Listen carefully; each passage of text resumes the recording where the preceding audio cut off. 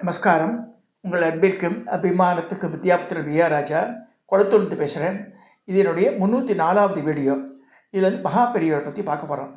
இப்போ வந்து இது பேச வேண்டிய ஒரு நிர்பந்தம் ஆகிடுது எனக்கு. இந்த நியூ இயரில் முதல் நாளில் இதை பற்றி ஏன் நான் பேசுகிறோன்னு உங்களுக்கு போக போக தெரியும். அது இப்போ சமீப காலமாக நம்ம பார்க்குறோம். ஒரு ஃபியூ இயர்ஸாக for the past I can say ஒரு 3 or 4 இயர்ஸாக இந்த மகா பெரியவா டாபிக் ரொம்ப பிரபல்யமாக இருக்குது. இதெல்லாம் என்னோடய மனசில் பட்டது. யாருக்காவது தப்பாக தோணி தான் மன்னிச்சிடுவாங்க. இது வந்து நாட் டு கிரிட்டிசைஸ் எனிபடி. இது வந்து values of Hindu culture group, அதுலேயும் நான் இருக்கேன். ஹிந்து ரிலீஜியஸ் குரூப் நான் வச்சுட்ருக்கேன். பட் இதெல்லாம் பார்த்தா நிறைய பேர் இவரை வச்சு பழக்க ஆரம்பிச்சா. அவரே பேசுகிற மாதிரி நிறைய வீடியோ இதெல்லாம் வருது, வாய்ஸ் மெயில் வருது, இது வருது. என்னை வச்சு பழைக்காதங்கப்பா, யாரும் வந்து பணம் சம்பாதிக்க வேண்டாம், எதாவது எனக்கு செய்யணுன்னா வேத பாடசாலை கொடுங்க, காஞ்சிபுரம் சங்கர மடத்துக்கு வந்து கொடுங்க, அதிஷ்டானத்தை வந்து கொடுங்க, வேறு யார்ட்டும் கொடுக்காதுங்கன்னு அவரே சொல்கிற மாதிரிலாம் மெசேஜ் வருது. இது வந்து ஏன் நடந்தது கொஞ்சம் யோசனை பண்ணி பார்க்கணும். நிறைய பேர் பழைக்கிறதுக்கு வழி இருக்கு எவ்வளவோ, பட் அவரை வச்சு தப்பாக யூஸ் பண்ணுறா. இப்போ வந்து காஞ்சிபுரத்தில் 70 பீடாதிபதிகள் இருந்திருக்கா. இப்போ வந்து இருக்கார் விஜயேந்திர சரஸ்வதி, அவர் 70 பீடாதிபதி. யாரும் வந்து தங்களுக்கு கோவில் கட்டுன்னு சொல்லவே இல்லை. நல்லா புரிஞ்சுக்கணும். அது இவருக்கு எடுத்து பார்த்தா இங்கே மகா பெரியவருடைய முதல் கான்செப்டே வந்து நாட் டு கோ அப்ராட் தான் சொல்லுவார். அவர் பிராமணன் வந்து வெளிநாட்டுக்கு போக வேண்டாம், இங்கே உழைக்க முடியாது அப்படின்னு சொல்லுவார். ஸோ இவர் வெளிநாட்டில் போய் அவர் கோவில் கட்டிட்டார். எங்கேயோ இங்கே அங்கே ஒரு கோவில், இங்கே ஒரு கோவில். அதாவது மகா பெரியாவை சத்தியமாக ஃபாலோ பண்ணுறவ அவருடைய அருளுரைகளை நம்ம ஃபாலோ பண்ணணும். அவர் என்ன சொல்கிறாருன்னா, பூஜைக்கு மணி அடிக்கிறோம், நீங்கள் அடிக்கிறோம் இல்லையா, அந்த சப்தத்தை விட பஞ்சபாத் உத்தரணி சப்தம் தான் எனக்கு பிடிக்கும்னு சொல்கிறார். அவரோட பேட்டியிலே சொல்லியிருக்காரு. அதாவது சந்தியாவந்தனம் பண்ண பிராமணருக்கு சந்தியாவந்தனம் பண்ணும்போது அந்த உத்தரணி சத்தம், அந்த சத்தத்தை எனக்கு ரொம்ப இனிமையாக இருக்குது, ஐ மச் இன்ட்ரெஸ்டட் ஆன் தட். அதை பண்ணுறானா ஒருத்தனாவது, அதுக்கு பதில் வேறு ஏதாவது சொல்லுங்கன்னுவான் கேட்டால். சரி, அதாவது சந்தியாவந்தனம் எடுத்தால அதில் வந்து அர்க்கிய பிரதானம் இருக்குது, நவக்கிரக கேசவ தர்ப்பணம் பண்ணுறோம். ஸோ அது பண்ணாமல் பண்ண முடியாது. காயத்ரி ஜபம் பண்ணணும், திக்தேவதா வந்தனம் இருக்குது, அது சப்த ரிஷிகள் பேரெல்லாம் நிறைய வருது, அது நதிகள் பேரெல்லாம் வருது. இதெல்லாம் எதுக்கு சொல்ல வரேன்னா, அவர் சொன்ன கான்செப்டை டோட்டலாக போட்டுவிட்டு இவா இஷ்டம் போல பண்ணுறா. என்னுடைய நண்பர் சொல்ல முடியாது, அவர் நேரில் பார்த்து விட கிடையாது. அக்ரஹாரம்னு ஆரம்பிச்சிருக்காரு. அக்ரஹாரம் கான்செப்ட் எங்கே இருக்குது? இப்போ அக்ரஹாரத்தை எல்லாம் விற்றுட்டு போயிட்டா எல்லாருமே. புது அக்ரஹாரமாக அதில் ஒரு பேட்டி எடுக்கிறார். அக்ரஹாரம்னா பிராமணா இருக்கிற இடம் தான் அக்ரஹாரம். ஸோ அது ஹாரமாட்டம் இருக்குது. அங்கே விஸ்வன் கோவில், இந்த பக்கம் விஷ்ணு கோவில், நடுவில் இருக்குது தெருக்கள். அது வந்து 18 அக்ரஹாரம்லாம் இருக்கிற இடம்லாம் இருக்குது. சில ஊரில் இன்னும் மெயின்டைன் பண்ணுறா, அது வேறு. ஆனால் இப்போ இருக்கிற கலியுகத்தில் ஹெட்ரோஜினியஸ் குரூப் தான் இருக்குது. இந்த சென்ஸு நம்ம பக்கத்துலேயே உணவு இருப்பா.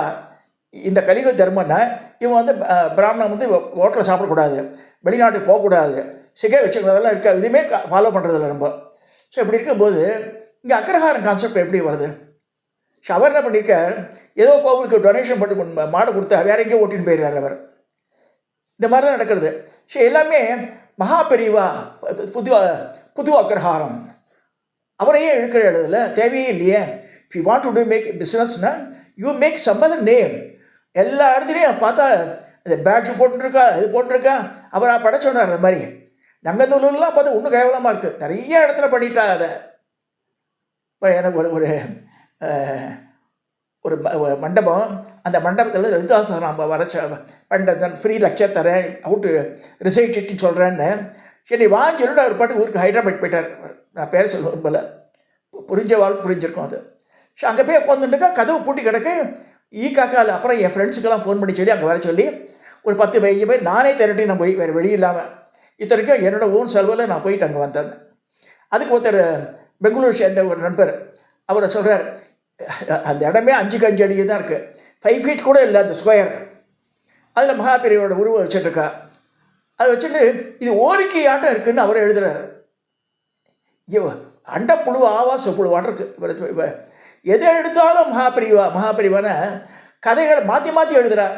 ஒரு டிவியில் தினம் நிற்கப்படியே வர்றார். நல்லவர் தான் அவர் நண்பர் தான் நமக்கு. அந்த காலத்தில் பார்த்துருக்கேன். ஆனால் அவர் மகா பெரியவா பார்த்ததே கிடையாது. ஆனால் he is only giving lecture daily. கதை. அதில் நடுவில் அட்வர்டைஸ்மெண்ட் வரும், பாதி கதை இன்றைக்கி இருக்கும், பாதி கதை அடுத்த நாள் ஷிஃப்ட் ஆகிடும். இது ஏன் இந்த மாதிரிலாம் பண்ணுறா ஜனங்கன்னு புரியவே இல்லை. இப்போ இந்த இருக்கிற கன்ஃபியூஷன் போகாதுன்னு இந்த சங்கராபுர அக்ரஹாரம் ஆரம்பித்து 108 அக்னிஹோத்திக்கு வீடு கட்டுறேன்னு சொல்லிட்டு அங்கே மகாபெரியவர் யார்ட்டையும் கோவில் கட்டு சொல்லவே இல்லை. அது காஞ்சிபுரத்தில் ஏதோ ஓரிக்கை ஆரம்பிச்சுட்டா அவருக்கு பிடிச்ச இடம், அது பிரதோஷமாக ஆரம்பித்தா அது வேறு.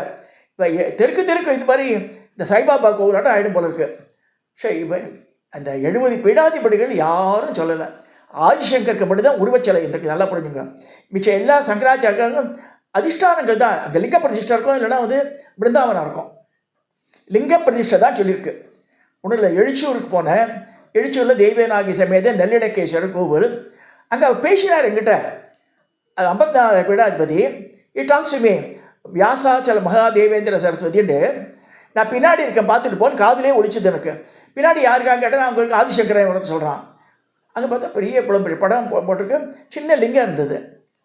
அப்புறமா இந்த முதலியார் வந்தார். அவர் அப்புறம் 90 வயசு ஆகிடுது அவருக்கு. அப்புறம் எக்ஸ்பிளைன் பண்ணார். தென் அதுக்கப்புறம் 3-4 தடவை போனேன் எழுச்சிருக்கேன் நான் அவரை பார்க்குறதுக்காகவே. ஏன்னா அவள் எப்பயோ சமாதி ஆகிட்டா. பல ஆண்டுகள் பாருங்களேன், உங்களுக்கு 500 வருஷத்துக்கு முன்னாடி இருந்தது. ஆனால் இன்னி வரைக்கும் அங்கே இந்த ஜீவன் இருக்குது. திருவத்தியூரில் 2 பேர் இருக்கா. திருவத்தியூரில் வடிபடி அம்மன் கொள்முறை அங்கே சங்கராச்சாரியா அக்ரஹாரமே இருக்குது. அங்கேயே ஒருத்தர் இருக்கார். திருவத்தியூரில் 2 சங்கராச்சாரியார் இருக்கா. இதெல்லாம் விட்டுட்டு புதுசாக இவாளே அட்டைப்படத்தை போட்டு புக்கில் ஏர்ன் பண்ணுறா. அதை நிறைய என்னவோ $, என்னென்னோ பண்ணுறா. அதில் இருக்கு. ஸோ ஒரு அபிமானத்தில் பண்ணலாம் வச்சுக்கலாம். ஆனால் அக்ரஹாரம் சொல்லிச்சா பண்ணுறது, புதுசாக கோவில் கட்டுறது இதெல்லாம் தேவையே இல்லை. அவரே எப்பா என்னை வச்சு பழைக்காதுங்கப்பா, எனக்கு வேண்டாம் அப்படின்னு சொல்கிற மாதிரி ஒரு மெசேஜ் வந்தது ரீசெண்டாக. வாட்ஸ்அப்லேயே வந்தது. ரொம்ப வருத்தமாக இருந்தது பார்க்கும்போது. நம்ம என்ன செய்யலாம்? அவர் சொன்ன இதெல்லாம் தெய்வத்தின் குரல் ரொம்ப அழகாக சொல்லியிருக்கார். நிறைய அட்வைஸஸ் சொல்கிறார். அந்த அட்வைஸை நம்ம ஃபாலோ பண்ணணும். அதுதான் அது பிராமணனாகவும் இவர் இந்த நான் பிராமணனாக இருக்கட்டும், பரமாச்சாரியாரை நம்பரவா அவரோட கோட்பாடுகளை வாங்கணும். இவன் அப்பா அம்மா கொண்டு ஃபாரின் போகிற சொல்லி அப்பா பற்றி ஓல்டேஜ் ஒன்று விட்டுறான். ஸோ அவள் இருக்கால செத்தாலும் தெரியல, அந்த மாதிரி இருக்கு. ஸோ இப்போ அவரோட அட்வைஸ் யார் ஃபாலோவே பண்ணுறது நிறைய பேர். அதை அந்த மாதிரிலாம் பண்ணுறதை விட பாவத்தை தேடிக்கிறோம். அதில் மோரோவர் அவர் விற்கிறா சொல்ல ப்ராக்டிக்கலி ஐ கேன் சே. அதில் ஆத்தரைசேஷன் வாங்கியிருக்கா ஒருத்தர் ஃபோட்டோ எடுக்கிறதுக்கு இது பண்ணுறதுக்கு. ஒரு பிடிஎல்சி டப்பா $200 சார்ஜ் பண்ணியிருக்கான், தகர டப்பா. அதுக்கு நம்ம ஆற்றுலேயே இருக்கிறது படியிலே அளந்து போட்டுடலாம். அதை அவர் சொன்ன ப்ளஸ் $300 கேட்டார் வேறு என்கிட்ட. இதுக்கு இது அப்புறம் வாங்கினேன், வேறு வழி இல்லாமல் இது ஆர்டர் பண்ணிட்டோமே வாங்கிட்டேன். கடைசியாக பழக்கன்னு இருக்குது இந்த டப்பா. அதில் பரமாச்சாரிய படம் போட்டுதுன்னு சொல்லிட்டு ரெஸ்பெக்ட் கொடுத்து வாங்கினேன். நான் நம்ம அவருக்கு உண்மையாகவே நம்ம கடமைப்பட்டிருக்கணும்னு நினச்சா, அவர் தெய்வமாக போற்றுமான்னு நினச்சா, அவருடைய அட்வைஸஸை ஃபாலோ பண்ணணும். நம்ம அவர் சொன்ன இதெல்லாம் நம்ம கடைப்பிடிக்கணும். அவர் 100 சொன்னாரா, ஒரு 10 நம்ம பண்ணால் போதும். தெரியும் அங்கே பார்க்கும்போது மடத்துக்கு போனால் மட்டும் 9 hours கட்டிக்கிறாவோ, இவர் பஞ்சகச்சம் கட்டிக்கிறார். அப்புறம் ஜீன்ஸு டிஷர்ட் போட்டு போயிட்டுருக்காவ. சரி, நெத்தியில் ஒன்றும் இருக்கிறது கிடையாது. அவர் என்ன சொல்கிறார், பிராமணன் ஒருத்தர் இருந்தால் அவன் கடமையை சரி வர செய்யணும், விபூதி அணியணும், ப்ளஸ் சந்தியாவந்தனம் பண்ணணும், திரிகால சந்தியாவந்தனம் பண்ணணும். அப்படின்னா கூட அட்லீஸ்ட் காலையும் மாலையும் பண்ணலாம். பூஜை ஒவ்வொரு வீட்லேயும் பூஜை பண்ணணும். ஒவ்வொரு ஆற்றுலையும் பஞ்சாயத்து பூஜை எடுக்க பாலப்பரியோட பஞ்சாயத்து பூஜை செட்டு எல்லாம் கொடுத்தாரு. அங்கே உள்ள ஒரு ஒரு ஃபங்க்ஷனில் நான் பார்த்தேன். இதெல்லாம் அவர் சொன்ன கோட்பாடுகளை ஃபாலோ பண்ணுங்கள். அதுலேயே அவர் நமக்கு அனுகிரகம் பண்ணுவார். இது சத்தியமான உண்மை. நான் எனக்கு அரியத்துறையில் ரொம்ப 40 வருஷம் போயின்ட்டுருக்கேன். 37 வருஷமாக சிவராத்திரி பண்ணிட்டுருக்கேன். என் கூட வர ஜனங்கள்லாம் கோவில் மண்டபத்தில் அங்கே ஓப்பன் ஏரியாவில் தங்கியிருந்தா. பாவம், நான் ரொம்ப கஷ்டப்பட்டுருந்தேன். அவரை தான் வேண்டினேன் நான், எப்பா எனக்கு ஹெல்ப் பண்ணக்கூடாது நீ. அந்த குருக்கள்லாம் இல்லைன்ட்டா, இடமே இல்லைன்னு சொல்லிட்டேன். ஏதோ ஒரு சான்ஸில் அப்புறம் 25 வருஷமாக அவர்கிட்ட நான் ப்ரே பண்ணியதில்லை. அந்த டியூரிங் த இயர் 2010, ஆமாம் 2010 கங்காதர சிவாச்சாரியாவை தெரிந்தார். பரமாச்சாரியோட நேரடி சிஷ்யன். அவரோட பேரன் தெரியும் ஃபோன் பண்ண ஆத்திரி, மாமா எனக்கு நிறைய எங்களுக்கு லேண்ட்ஸ் இருக்குது, நாங்கள் விற்றுட்டே இருக்கோம். அதில் கோவில் பக்கத்துலேயே இருக்குது லேண்டு, நான் 2 குடம் உங்களுக்கு 10 சென்ட் தரேன்னு சொன்னான் அவர். இப்போ அதனால் எங்கள் ஆற்றுல வந்து 2 திண்ணையிலையும் அவரோட பேனர் தான் இருக்கும். அவரை வந்து அந்த மாமரத்தடி அப்படி நின்னார் 1965. நான் படித்த உடனே இப்போ கரெக்டாக அந்த இடம் கிடச்சிது எனக்கு. சார் இது எதுக்கு சொல்ல வரேன்னா, நம்ம வந்து வேண்டணும், அவரோட கோட்பாடுகளை ஃபாலோ பண்ணணும். இப்போ அவர் சொல்கிறார், ஹோட்டல் போகிறதெல்லாம் அவாய்ட் பண்ணுங்க, காப்பியை குடிக்காதுங்க. சரி அதெல்லாம் முடியாதுன்னு சொல்லலாம்னு சொல்லுவேன். எங்கேயாவது வெளியூர் போகிறோம், மாட்டிக்கிறோம், வேறு வழி இல்லாமல் ஹோட்டலில் சாப்பிட்றோம். சுயம்பாகம் பண்ணோன்றார். பிராமணன் நம்ம பண்ண தெரிஞ்சுக்கணும், சாப்பாடை பண்ண தெரியணும். இப்போ I am proud to say, எங்கள் அம்மா பண்ணுறதெல்லாம் பார்த்து என்னால் 10-15 பேர் சமைக்க முடியும். Even today I can do. நம்ம பண்ணினேன்னு வச்சுங்களேன், வேறு அதில் வந்து தோஷங்கள் வராது. கான்செப்ட் அதுதான், வேறு ஒன்றும் இல்லை. சுத்தமாக இருக்கும், நம்மளே வாங்கி போகிறோம், நல்ல எண்ணெய் யூஸ் பண்ணுவோம், நல்ல பொருட்கள் யூஸ் பண்ணுவோம், நல்ல எண்ணத்தோடு ஏதோ ஒரு மந்திரத்தை சொல்லி பண்ணிட்டுருப்போம். எங்கள் அம்மாலாம் அரிசியை பானையில் போடும்போது வெங்கல பானையில் அக்ஷயம் போட்டு நல்லா வளரணுண்டு. ஸோ ஒவ்வொன்றும் அந்த காலத்து பெரியவா பண்ணதெல்லாம் நிறைய இது இருக்குது.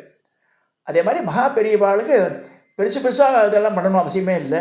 அவரோட பிடிஎல்சி திட்டம் அது மேக் இட் ப்ராக்டிஸை யார்கிட்டையும் கொண்டு போய் கொடுக்கலாம். இப்போ எனக்கு கூட இந்த செல்லியம்மன் கோவில் இருக்காங்க, இந்த மேனகான்னு ஒரு லேடி, அவள் ஆத்துக்கார் வருவார், மாதத்துக்கு ஒரு நாள் வருவார். ஃபோன் பண்ணி இருக்காளான்னு கேட்பார். அது வரத்துக்குள்ளே அரிசியெல்லாம் ஒரு மாதத்துக்கு எவ்வளோ அரிசி வருமா எடுத்து வச்சுட்டு 100 ரூபா பணத்தை வச்சுருப்பேன், கொடுத்து வச்சுடுவேன். ஸோ அவள் எங்கே கூட அதெல்லாம் நமக்கு தேவையில்லை. சரி நம்மளோட கான்செப்ட் என்ன, ஜன் கல்யாண் மூமெண்ட்டுக்கு எதாவது பண்ணலாம், அது பண்ணலாம். அதை அவள் பெரியவா அதாவது they made our job easier. ஆனால் யாருமே கோவிலை கட்டின்னு சொல்லவே இல்லை, நல்லா புரிஞ்சுங்க. இங்கே இது பண்ணுங்க, 108 பிரதர்ஷனம் பண்ணுங்கலாம் சொல்லவே இல்லை. அவள் சொன்னதை அந்த கோட்பாடை ஃபாலோ பண்ணுங்க தான் சொல்கிறேன். அவள் சொன்னது நல்ல இதெல்லாம் வந்து ஃபாலோ பண்ணணும். நான் மகாபெரிவா வந்து ஜாதி பேதெல்லாம் பார்த்ததே கிடையாது. நம்ம இவா சொல்லிக்கிறா அந்த மாதிரி. அவர் வந்து இஸ்மாயில் வரும்போது கூட அவர் வந்து முஸ்லீம், இவர் வந்து ஹிந்து பிராமின், இங்கே பீடத்தில் உட்காந்துக்கவர் மகாபெரிவா. அப்போ பண்ணார், நடக்க யோசனை பண்ணி தொண்டர்கிட்ட சொல்லி அனுப்புகிறேன், பயலாக கொண்டு தர்றார் சந்தனம். Santhanam will be used by both by Muslims as well as Hindus. சந்தனத்தை ஆஃபர் பண்ணார். ரொம்ப மகிழ்ச்சியோடு அவர் வாங்கிட்டார் சந்தனத்தை இஸ்மாயில். சொல்கிறேன்னா அது மாதிரி மற்ற மனம் கோணாதபடி அவர் பண்ணியிருக்கார். ஒவ்வொன்றத்தையுமே பார்க்கலாம் நீங்கள். அதே மாதிரி ஒரு பெண்மணி இந்த இதை பால் தைக்கலாம் இருக்கிறவா, சாமி நான் ரொம்ப மடியாக கொண்டு வந்துருக்கேம்மா சாமி, சட்டியெல்லாம் கொண்டு வந்துருக்கா, ஒரு கூடையை கொண்டு வச்சுட்டு நல்லா குளிச்சு 10 படையை உப்புதி போட்டுன்னு கொண்டு வைக்கிறா. இந்த யூஸ் பண்ணணும் நீங்கள் பண்ண. அதே ஒரு சட்டி எப்படி எடுத்து வழித்து அந்த கட்டி தேடி போட்டு நல்லா இருக்குது அப்படின்னு சொல்லி ஆசீர்வாதம். அவள் அதுதாமே சாப்பிட்டார். அதை சாப்பிட்டு இந்த இதில் பரிசாரை கூப்பிட்டு இன்னைக்கு முழுக்க இதை வச்சு பண்ணிடணுன்றார். மோர் கூட்டு, மோர் குழம்பு அது மாதிரி பண்ணிவிட்டார் எல்லாத்தையுமே. ஸோ அந்த மாதிரி நடந்துட்டுருக்கார். அப்பேற்பட்ட மகான் நம்ம வாழ்நாளில் இருந்தார் அவர். So that we feel happy. சரி ஒரு கேலண்டர் வச்சுக்கலாம், அது வச்சுக்கலாம். இந்த மாதிரி தேவையில்லாமல் இதெல்லாம் இழுத்து விட்டுட்டு அவள் சொல்லாததெல்லாம் சொல்லி மற்றவாள் ஹராஸ் பண்ணிலாம் பண்ணணும் அவசியமே கிடையாது. இந்த சக்கராபுரம் அக்ரஹாரம்னு ஒரு ஆரம்பிச்சிருக்காது, அது பார்த்தா பயங்கரமாக இருக்குது. ஒவ்வொரு நாளும் அவர் வேறு மாதிரி, வக்கீலன்னா வேறு மாதிரி சொல்கிறார், நடக்கிறது விஷயங்கள் வேறு மாதிரி இருக்குது. ஸோ அவளாம் ஸ்ட்ரைக் பண்ணுறாங்க. ஸோ எதை நம்புறதுன்னு புரியல. அவர் கட்டுன்னு சொல்லவே இல்லை, தனக்கு கோவில் கட்டுன்னு சொல்லவே இல்லை எங்கேயுமே. அவரோட கோட்பாடுகளை ஃபாலோ பண்ணால் வாழ்க்கையில் முன்னேறலாம், நம்ம வந்து ஈஸ்வர அனுகிரகத்தை பெறலாம்னு சொல்லி பரமாச்சாரியருடைய இதை வந்து தெய்வத்தன்களில் படிங்க. மெயினாக அவர் சொன்ன வார்த்தைகள் எல்லாமே ராகணபதி எழுதியிருக்கார். அந்த 7 வால்யூம் எடுத்து படித்தாலே நமக்கு வந்து நல்ல நாலேஜ் வந்துடும். கொஞ்சம் கொஞ்சமாக படிக்கலாம், ஃபியூ பேஜஸ் பர் டே பண்ணாலே நம்ம வந்து we can be a ripened person in our life. இதை சொல்லி இந்த 304வது வீடியோவை நான் நிறைவேற்றுகிறேன். தயவுசெய்து சப்ஸ்கிரைப் பண்ணுங்க, ஷேர் பண்ணுங்க, லைக் பண்ணுங்க. இதனால் யாரும் மனசு வருத்தப்பட வேண்டாம். ஆக்சுவல் ஃபேக்டர் நான் சொன்னது, இது நல்லபடியாக எடுத்துகிட்டு நல்லா எல்லோரும் மாறி வாழணும்னு வேண்டிக்கிறேன்.